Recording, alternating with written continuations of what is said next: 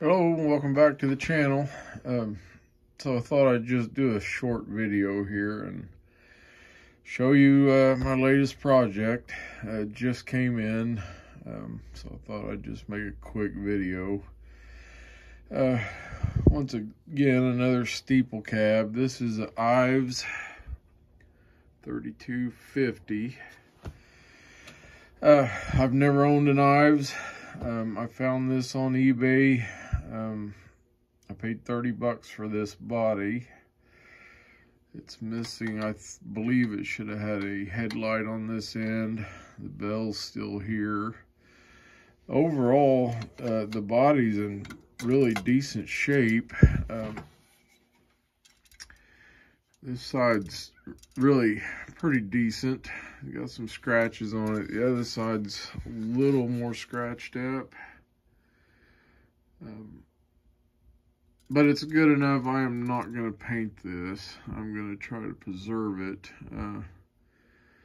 I'll probably clean it up really well and clear coat it to try to lock this paint on. You can see it's been dropped or something there. It's got a ding in it.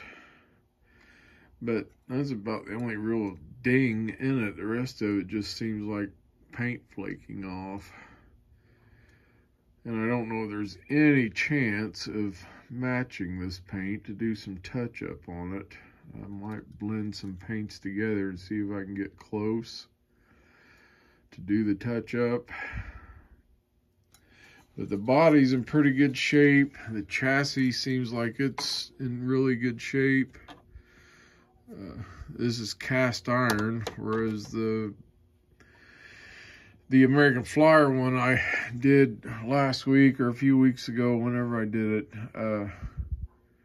it is stamped steel. This one, you know, is actually cast iron. And like I said, first one I've owned. So it appears like it's two sections, and the cow catcher is actually what holds it together, riveted down through there. So anyway, I actually did get the motor with this one, or what's left of it. No wheels.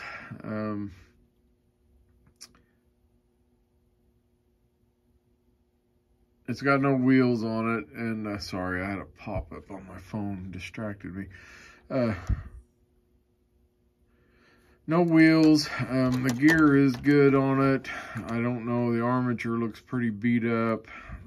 The armature, or the brush plate, the plate itself looks okay, but the brushes are, you know, bent all to pieces, and I don't even know if that's a brush. It looks like something somebody soldered to it. I don't know, but so there's probably nothing I can do with this. So you know what I'm probably gonna do? I'm gonna put a Marks motor in it. That's normally my MO for locomotives that have bad motors. Something like this, I can probably get a Marks motor in this. Although it may be a little more difficult because this is cast iron. I don't want to go cutting on this. We'll have to figure it out. But I'm sure it can be done. I haven't, you know, really measured it yet. But I'm sure we can get it in there. What I was kind of surprised is how small this is actually compared to like what I did the other day. It's I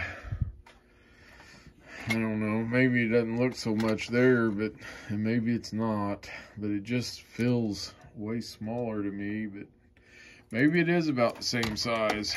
I have another box cab there, American Flyer, that I've had for quite a while. It definitely looks bigger, but maybe it's just because it's in the box form, because this has exact same chassis as the steeple cab. This one here was really rough when I got it. I don't know if it shows in the video, but you can see how bad it's rusted there. And the roof I found this at a flea market, no motor in it. And I was actually afraid to sand this away, afraid it might just fall apart. It was so bad. And this one, you know, it didn't have the bell on it. I actually just put that bell on it the other day after doing this one. I thought it looked good enough. I went ahead and put the other one I had on this. And the pantograph, this little pantograph is probably what should have been on this this one here. It should have had probably the same size. But, like I said, I actually like this better, because if this was mounted down here, excuse me, it would, you know, it would actually be so low, it wouldn't actually function for its purpose in real life, I guess. So, on this one I'm building here, I actually decided to go ahead and buy a little bigger pantograph. Now this is a Lionel, I think. I'm not sure what it came off of. Excuse me. But I ordered this, found it on eBay, and I thought we'll put it on this Ives. Now the Ives actually, I do not believe came with one, but I'm going to put one on it. And this one I will probably mount it center cab. If you look at, you know, actual pictures of actual engines like this, they were generally mounted center cab and quite a bit larger than what this is here. I mean, so this actually looks somewhat closer to what it would have. Still actually kind of small for what it should have been, I would think. But anyway, I'm probably going to mount this up here. I'll probably have to knock these rivets down, and it's actually a little wide to fit right there. But we'll probably just, you know, kind of shave it down here to make it look more like it fits. And, you know, it probably actually should have been mounted on insulators. If you look at real photographs, you know, it would have been insulated probably. But anyway, we'll work it out. But that's my latest project. I don't know when I'll get started on it. I've been sorting through trains, and I've got stuff, once again, stacked everywhere.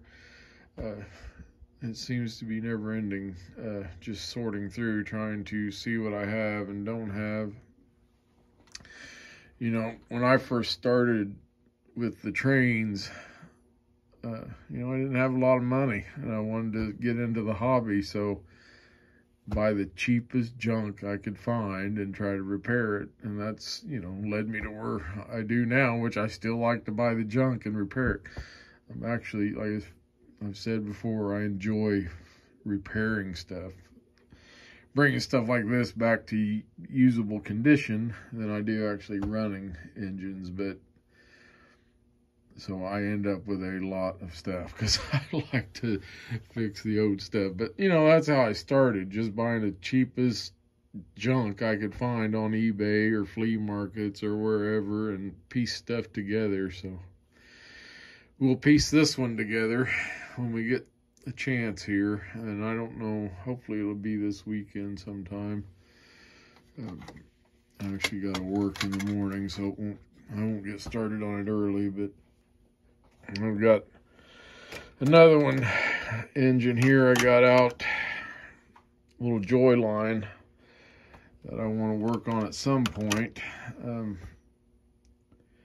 I've done several of these too, put a full-size Marks motor in them, and you can get the motor in there intact. You gotta end up with the E-unit back here. And, you know, you got to put the front wheels on the back and the back wheels on the front, and, you know. But this one's missing its smokestack, which isn't a big deal. because this will fit right up there, and then use a Canadian Pacific style headlight on it. They use the same piece for the top for the smokestack that they did for the headlight. Or I think I even have like a 391 style smokestack. I might see if it'll fit on there. But I'm not going to do that one right now. I just got this one in. I'm more interested in it because I haven't done one of these. So anyway, I'll quit rattling on, and I'll give you a look at it when we get going on it. So thanks for watching. We'll see you next time.